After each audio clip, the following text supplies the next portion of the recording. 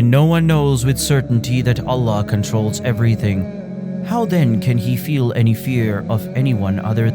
And when one fears Allah, how can he fear others alongside him? Especially considering that Allah, the Exalted, said, "So fear them not, but fear me.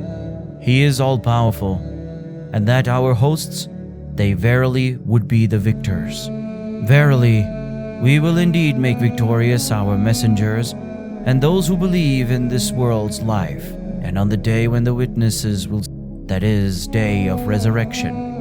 Ibn Taymiyyah said that with the phrase, "There is neither might nor power except with Allah," heavy things are carried, obstacles are overcome, and honor is achieved.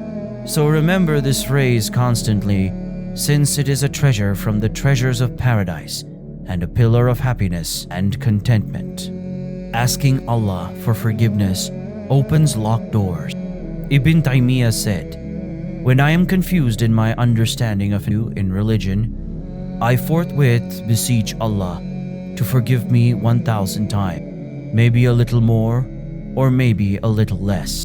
Then Allah opens what was closed for me, and I come to understand." I said to them, "Ask forgiveness from your Lord. Verily, He is oft forgiving. He will send rain to you in abundance."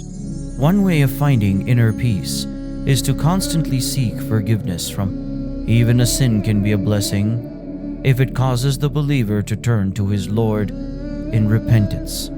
In Al-Musnad, the following is related: Allah does not make a decree for His slave, except that it is better for him. In regards to this hadith, Ibn Taymiyyah was asked, "Even the sin?" He replied, "Yes. If it is followed by repentance, regret, asking for forgiveness, and a sincere feeling of remorse for having transgressed. If they, hypocrites, when they had been unjust to themselves, had come to you, Muhammad, and begged Allah's forgiveness, and the Messenger had begged forgiveness for them, indeed they would have found Allah all-forgiving, most merciful. And so are the day, good and not so good, we give to men by turn. The day they see it, it will be as if they had not tarried in this world, except an afternoon or a morning." I always feel wonder when reflecting on some famous historical figures. Even though they faced hardships, it seems as if to them their hardships were as gentle as drops of water. In the forefront of this elite group is the leader of the creation, Muhammad. He was in the cave with Abu Bakr, may Allah be pleased, with his enemies near them, and he said to his companions, "Be not sad or afraid. Surely Allah is with us." Glad tidings from the unseen at the mouth of the cave. Revelation that led to happiness for the world.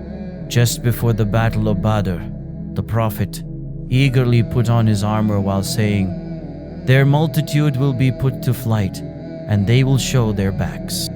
And in the battle of Uhud, after some of his companions were martyred and others were injured, the Prophet said to his companions, "Line up behind me so that I can praise my Lord." It was the determination and willpower of a prophet that could even by the will of Allah shake mountains. Qais ibn Asim al-Mankari, famous among the Arabs for his patience, was once narrating a story to some of his companions when a man came and told Qais, "Your son has been murdered. The son of so-and-so was the culprit." Qais didn't cut his story short, but instead continued relating it in a calm demeanor until he finished.